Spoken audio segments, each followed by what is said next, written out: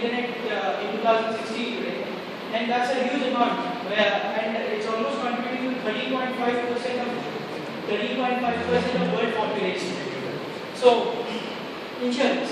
Yesterday you asked a question, sir, asking them if I give you 25,000, how many of you would actually invest in getting an insurance? And I don't think any one of you answered it yes. So, coming to digital digital marketing and insurance, I don't think people actually click when you see something on Facebook or some other site.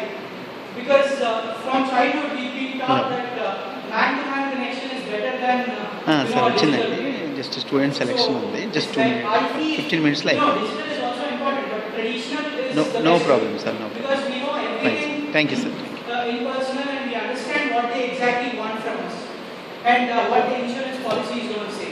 So both are important, but traditional is going to have a huge impact on insurance compared to digital marketing. Thank you. And I'm from BGM section B.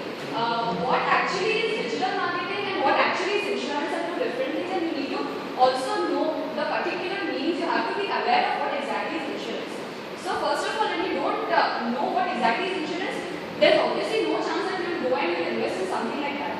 So first of all, to make general awareness about insurance, you can use actually insurance, marketing of insurance can these two ways, like whether to use digital marketing or to use a traditional method, also depends on education. If the person is education, not only I don't mean that literacy rate or illiteracy rate. First, education is being aware about the product exactly.